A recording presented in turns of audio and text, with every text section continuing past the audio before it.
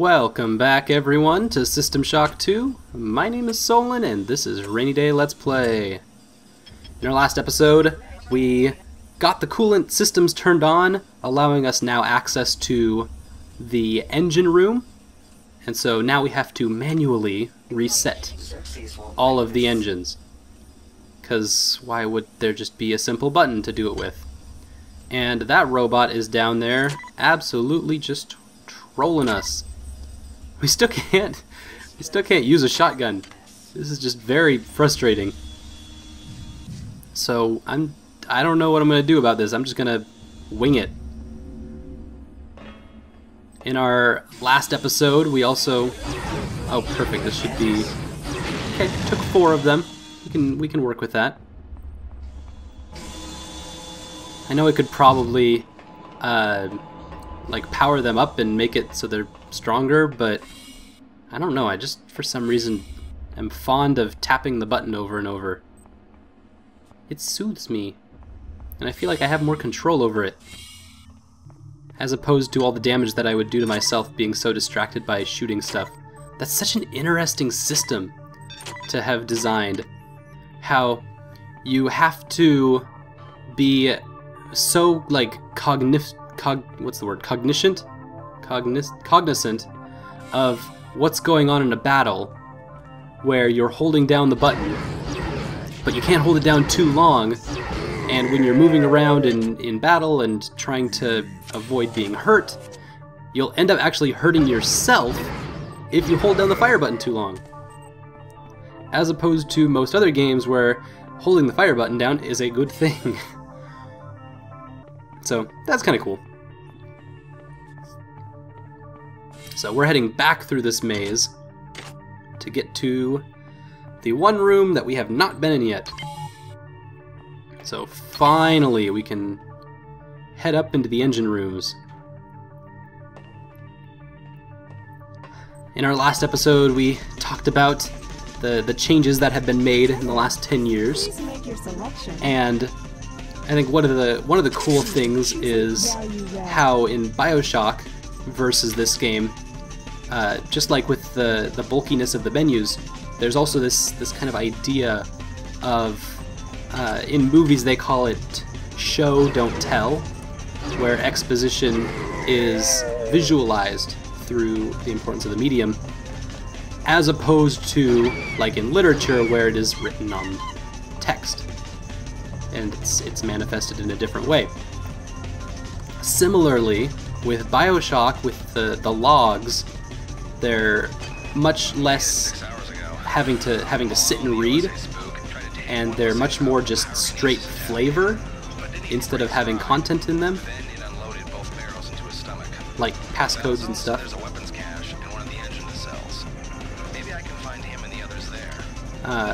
Sometimes they're also very similar, where, what is that? A laser rapier? Oh, please tell me I can equip that. What? There's gotta be a hotkey for it. 4, 5, 6. Ah, I don't have the energy level to do it. Oh, man. Everything I try is just crushed. Stupid energy rapier. Probably would have died on me anyway, just like every gun does that's not my trusty wrench. The wrench will never leave me. The wrench is my friend.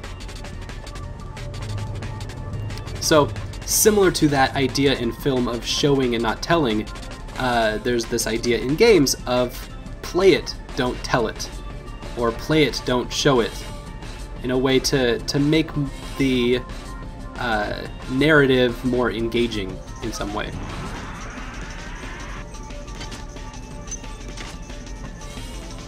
And so, where we kind of get that in BioShock is that a lot of the same ideas that you see in this game are displayed in a very different way.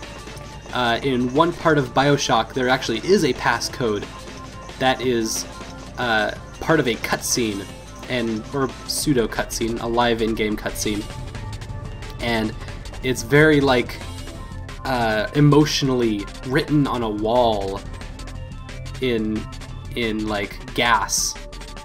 That it's like this person, you're watching this person die, and in her last kind of motions before she is overcome with shuffling off her mortal coil, she writes down the passcode to get to the next area. So it's kind of this cool way. That's like part of the showing it, don't tell it.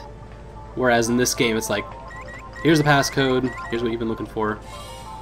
Wow, that should have definitely went off on me. Very fortunate that it didn't. Although there's a station thingy right here. Contacted by some kind of artificial intelligence that wants to help me reclaim control of the Von Braun from whoever or whatever is now in charge. I don't know where it came from, but I must confess, I'm happy it is here. So, in for my understanding of System Shock, is that BioShock takes that play it, don't tell it to the farthest level that many games have, and that's why it became so kind of touted as the greatest game to ever cerebrally come about.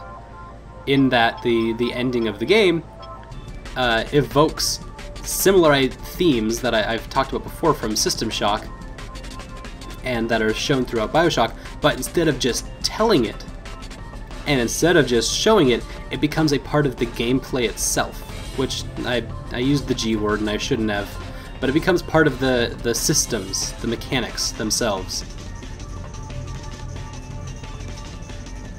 Okay, so now I'm looking for the second engine, which, if I understand video games correctly, should be parallel and identically opposite to the first. So I go, instead of into the second engine door area, I go into this area. I should just be led to engine number 1. Hopefully, ideally, if this is a fair and just world, which it's not. Good work. The engine core is now back online. Get to the elevator and come see me on deck 4. What? While you're Worms? doing that, What is shooting me? I discovered the presence of some annelid artifacts Oh, the on window. board the ship. I think you may be able to use them to your advantage. I've uploaded the information to the Some ship's jerk through the weapons window is operating shooting me. units. They'll be able to convey the information to your cybernetic rig. What are you waiting for? Get to the elevator now. Alright, God. Just, exploring. I don't know where we'd be without Delacroix. This whole ship is falling apart. She's the only one who knows what from what. I saw her arguing with There you that are, you freak jerk. David Holy Koretzkin or whatever his name is. And she was giving it to Aaron good. But that freak job stares her straight in the eye and starts babbling about how she doesn't know the pleasure of the joyful unity or some such. Mamma mia, the clowns are running the circus. Oh. She's just so fed up with this. She's like, oh my god, I hate all these people. Well, I'm just gonna drink myself to health because I have nothing left to live on. Anyways, I'm just gonna... Screw you, stupid. Do I have even any... I guess I have one cryo shot I can send at it. But it's gonna catch me right away, huh? Nope. Perfect.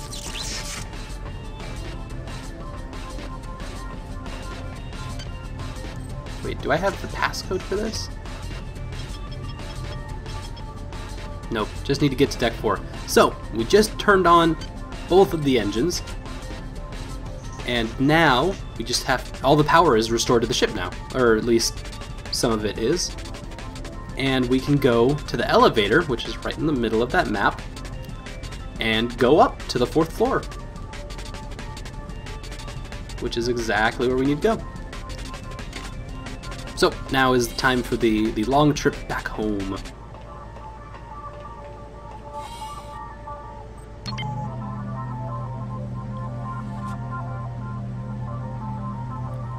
Unfortunately, we have only 8 HP to get home on. Hopefully there's no weird random encounters, or maybe if they are, they can help just kill us and get us closer to a respawn point.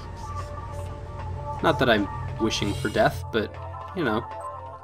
Could be worse. Also, I'm wishing for death.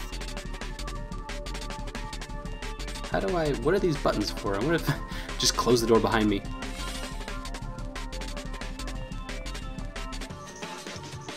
Hopefully this is the last time we'll have to go through this stupid maze. Although all of the identical labyrinthine hallways are charming, I can't say that I will miss them. Although it is much nicer to go through now that all of the radiation's been cleared up.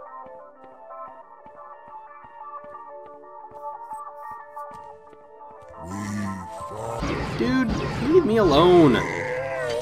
Just trying to get the elevator. Rude. Alright, made it to the safe zone save spot. And we can finally go up to the next floor. Finally. It's only 8 parts in. It's okay. We're making great time, I think. Oh, wait. No, this is... Okay, this is the second floor. Second floor we started on the med science research and development floor. Damn. Something's blocking the shaft, and the elevator can't reach deck 4. Crap. I'm attempting to determine. I'm detecting massive quantities of some kind of biomaterial that's plugging up the elevator shaft. The environment on this level has been altered to be some kind of breeding chamber for the xenomorphs. Oh, it goodness. shouldn't prove dangerous unless you plan to stay for more than a few hours. But in order to clear the shaft, you're going to have to remove the biomaterial. Gross. So, the ante has been sufficiently upped. Let's see what we can find. Thank you so much for watching, and things are going to get intense next time.